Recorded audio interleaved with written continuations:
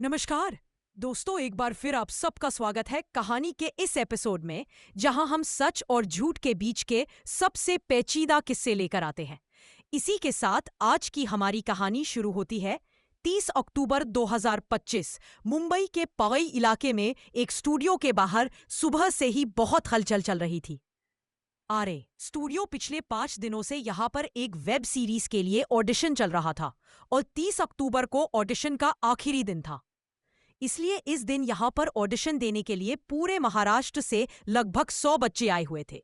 इन बच्चों के पेरेंट्स बाहर बैठकर इनका इंतजार कर रहे थे। सुबह के करीब 10 बजे ऑडिशन शुरू होता है, जिसके बाद 80 से ज्यादा बच्चों को रिजेक्ट करके वापस भेज दिया जाता है और बचे हुए बच्चे फाइनल राउंड के लिए सिलेक्ट हो जाते हैं। यहाँ पर एंट्री होती है रोहित आर्या की, वह बंदा जिसने अपनी वेब सीरीज के ऑडिशन के लिए इन सभी बच्चों को यहाँ पर बुलाया था। वैसे तो ये पिछले 5 दिनों से रोज आकर बच्चों को टेक्निकल डिटेल्स एक्सप्लेन करता था और शूटिंग में भी मदद करता था, लेकिन 30 अक्टूबर के इस दिन जो उसने किया वह देखकर पूरा देश दंग रह गया। दोपहर के करीब 1 बजे अचानक से ये स्टूडियो के दरवाजे पर जाकर ताला लगा देता है अंदर से और सभी बच्चों को कहता है, मैंने तुम सबको होस्टेज बना लिया है। ये बात सुनकर बच्चों में हल्ला मच जाता है, लेकिन ये उन्हें डरा धमकाकर चुप कराता है। इस वक्त स्टूडियो में कुल 19 लोग थे, जिनमें से 17 बच्चे थे और एक सीनियर सिटीजन भी थे। रोहित आर्या ने इन सभी 19 लोगों को होस्टेज बना लिया था। बच्चों को यहाँ 2 ग्रुप्स में बांट दिया जाता है।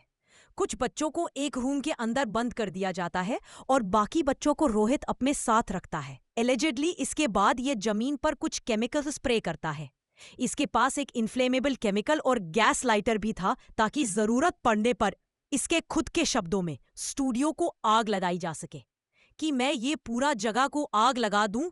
और लेकिन इसके अलावा रोहित ने स्टूडियो की दीवार और सीढ़ियों पर मोशन सेंसर्स भी लगा दिए थे ताकि अगर पुलिस अंदर दाखिल होने की कोशिश करे तो उसे पता चल जाए। ये मोशन सेंसर्स उसके मोबाइल फोन से कनेक्टेड थे। इस वक्त तक बाहर बैठे बच्चों के पेरेंट्स को कोई अंदाजा तक नहीं था कि अंदर क्या हो रहा है। रोजाना करीब 1 बजे के आसपास बच्चे लंच के लिए बाहर आ जाते थे, लेकिन इस दिन जब ऐसा नहीं हुआ तो पेरेंट्स को चिंता होने लगी। करीब 15 से 20 मिनट तक बाहर इंतजार करने के बाद कुछ पेरेंट्स ने स्टूडियो के अंदर जाने की कोशिश करी, जानने के लिए कि आखिर हो क्या रहा है, लेकिन वो अंदर घुस नहीं पाए। हालांकि इस बिल्डिंग पर कुछ जगहों पर कांच की दीवारें लगी थी, लेकिन फिर भी बाहर से देख पाना मुश्किल था कि अंदर क्या हो रहा है। ये कुछ देर बाद ही होता है कि बच्चों की अंदर से रोने की आवाज आती है। ग्लास वॉल्स पर अचानक से बच्चों के हाथ दिखाई देते हैं। बच्चे मदद के लिए चिल्ला रहे थे। दोपहर के 1:42 पेरेंट्स ऐसा होता देख पुलिस को कॉल लगा देते हैं। इस वक्त सबसे बड़ा सवाल सभी के मन में यह था कि आखिर इन बच्चों को इस तरीके से किडनैप क्यों किया गया। आखिर ये रोहित आर्या चाहता क्या है। फोन की आवाज। इसी बीच रोहित आर्या अपने फोन का इस्तेमाल करके एक वीडियो बनाता है और सोशल मीडिया पर शेयर करता है। ये वीडियो पूरे सोशल मीडिया पर वायरल चला जाता है। मैं रोहित आर्या, सुसाइड करने की जगह मैंने एक प्लान बनाया है और कुछ बच्चों को इधर होस्टेस रखा है।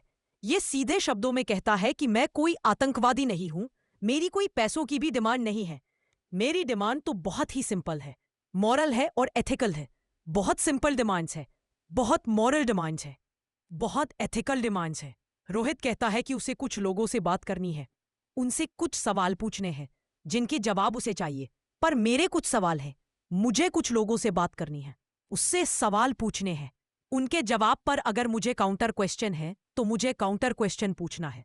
मुझे दूसरा कुछ नहीं चाहिए। उनसे उनके जवाब के लिए उसने आत्महत्या करने की जगह बच्चों को होस्टेस बना लिया। इस 2 मिनट लंबे वीडियो में रोहित काफी कुछ कहता है, लेकिन अपनी डिमांड क्लियरली नहीं बताता। Slightest wrong move from your end will trigger me, कि मैं यहां पूरा जगह को आग लगा दूं और उसमें मर जाऊं।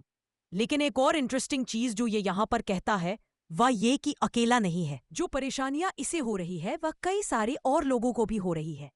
यह कहता है कि आज यह बात करके सिर्फ एक सोल्यूशन देना चाहता है और कुछ नहीं। इसी बीच पुलिस की टीम मौके पर पहुंच चुकी थी। टीम को लीड कर रहे थे सीनियर इंस्पेक्टर जितेंद्र सोनावने। सोनावनी ने देखा कि रोहित आर्या ने इस 9 मंजिला इमारत के फर्स्ट फ्लोर पर बच्चों को होस्टेस बनाया हुआ था।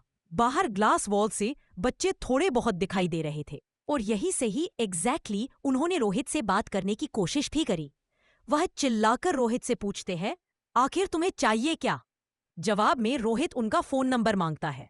इसके बाद फोन नंबर लिखा जाता है और कॉल होती है।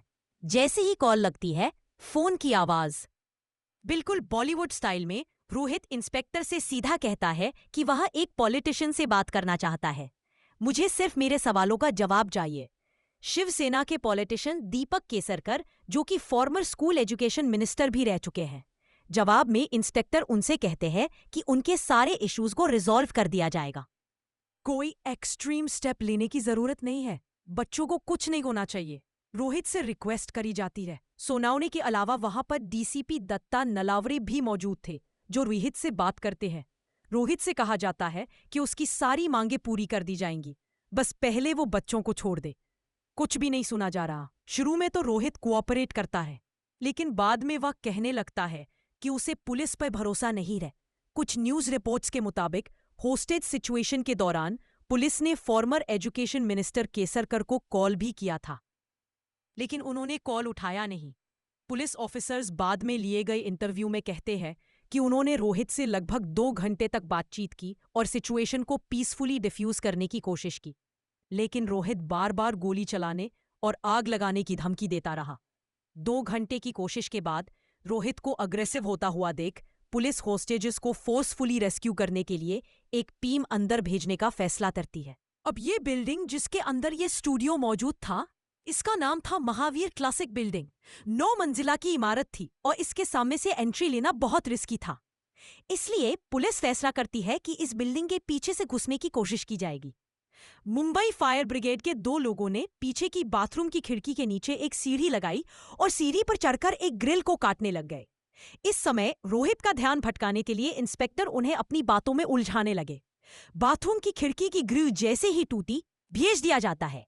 क्यूआरटी मुंबई पुलिस की एडवांस यूनिट है, जिसको 2008 के 26/11 मुंबई आतंकवादी हमले के बाद तैयार किया गया था कि किसी भी इंसिडेंट के बाद ये सिर्फ 5 से 10 मिनट में मौके पर पहुंच जाए। इसमें हाईली ट्रेन्ड कमांडोज होते हैं, जिनके पास AK-47 जैसे स्टेट ऑफ द आर्ट हथियार है। जो टीम आर्य स्टूडियो के अंदर घुसती रहे, उसे लीड कर रहे थे assistant police inspector Amol Waghmare.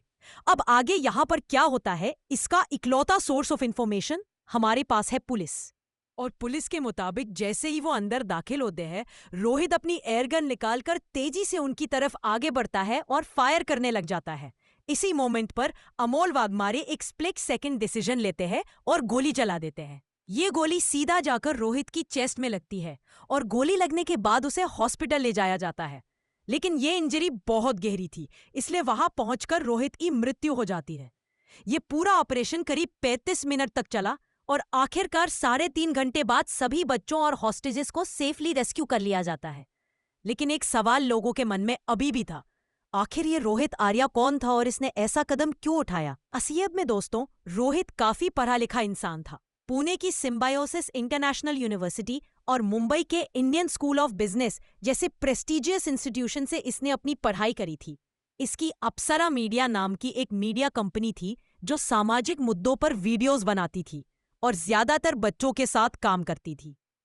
3 साल पहले स्वच्छ भारत अभियान के तहत रोहित ने स्वच्छता मॉनिटर इनिशिएटिव शुरू किया था, जिसे 2 अक्टूबर 2022 को तब के school education minister Deepak Kesarkar ने फॉर्मली लॉन्च किया था। इस इनिशिएटिव को माझी शाला सुंदर शाला मेरा स्कूल सुंदर स्कूल योजना के अंदर रखा गया था। रोहित स्वच्छता मॉनिटर प्रोजेक्ट का प्रोजेक्ट डायरेक्टर भी रहा। उसमें स्वच्छता मॉनिटर इनिशिएटिव के प्रचार के दौरान तब के महाराष्ट्र के मुख्यमंत्री एकनाथ शिंदे के साथ स्टेज भी शेयर किया था। तो हाँ दोस्तों, यही इस केस का सबसे शॉकिंग ट्विस्ट है।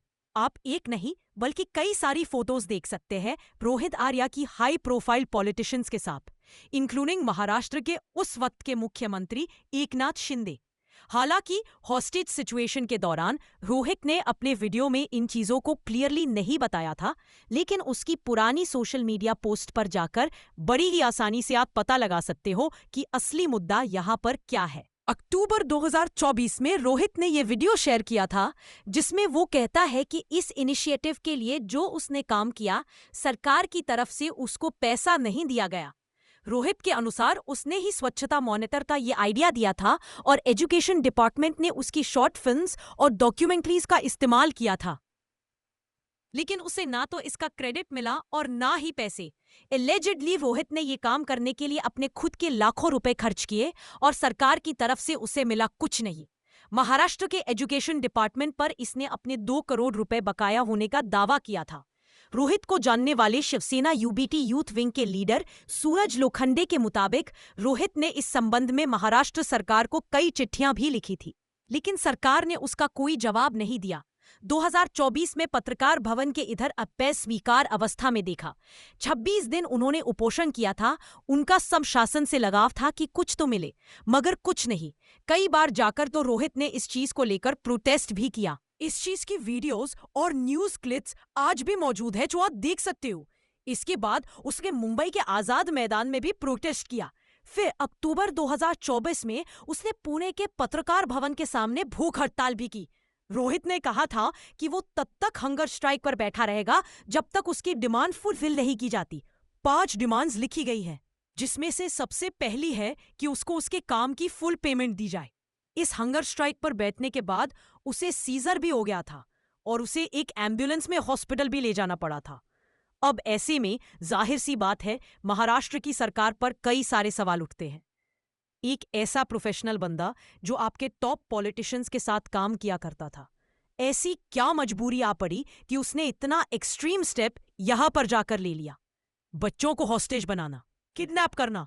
अब जवाब में देखिए, महाराष्ट्र की स्कूल एजुकेशन डिपार्टमेंट का कहना है कि रोहित की अप्सरा मीडिया एंटरटेनमेंट नेटवर्क को 2022 में स्वच्छता मॉनिटर इनिशिएटिव के पहले फेज में 9.9 लाख रुपए दिए गए थे, लेकिन 2023-24 में 2 करोड़ रुपए अप्रूव होने के बावजूद इसका दूसरा फेज इंप्लीमेंट नहीं किया गया था, क्योंकि रोहित ने अलेजिडली बजट में बिना डॉक्यूमेंट्स के एडवर्टाइजिंग, मैनेजमेंट, टेक्निकल सपोर्ट जैसी चीजों की कॉस्ट ऐड की हुई थी। इसके बाद अगले साल 2024-25 में रोहित ने महाराष्ट्र के सभी स्कूल्स ने स्वच्छता मॉनिटर कैंपेन री इम्प्लीमेंट करने के लिए एक और प्रपोजल रखा था, जिसका बजट 2.41 करोड़ रुपीस था। जब सरकार इस प्रपोजल पर विचार कर रही थी, तभी उसे पता चला कि रोहित की अप्सरा मीडिया कंपनी कैंपेन में शामिल होने के लिए स्कूल से रजिस्ट्रेशन फीस ले रही है, जबकि उसे ऐसा करने की अनुमति नहीं दी गई। सरकार का यह कहना है, अगस्त 2024 में सरकार ने आदेश दिया था कि अप्सरा मीडिया स्कूल से कलेक्ट किया गया पैसा सरकार के अकाउंट में जमा करे। इसके साथ ही एक लेटर सबमिट करें कि वह आगे स्वच्छता मॉनिटर इनिशिएटिव के लिए स्कूल से कोई फीस नहीं लेगा। इन 2 शर्तों को पूरा करने के बाद कंपनी से अपना प्रपोजल सबमिट करने को कहा गया, लेकिन रोहित और इसकी कंपनी ने ये सब नहीं किया, जिसके बाद बात वही खत्म हो गई। Farmer school education minister Deepak Kesarkar ने भी यहाँ पर अपनी स्टेटमेंट दी है। उनका कहना है कि कोई भी सरकारी डिपार्टमेंट बिना डॉक्यूमेंट्स के फंड रिलीज नहीं करती है, लेकिन आर्या बिना डॉक्यूमेंट्स के ही पैसे मांग रहा था और अधिकारियों की सुन भी नहीं रहा था। उनका कहना है कि जब रोहित को एजुकेशन डिपार्टमेंट से पैसा नहीं मिला, तो उन्होंने उसकी मदद करने के लिए खुद अपनी जेब से कुछ पैसे दिए थे।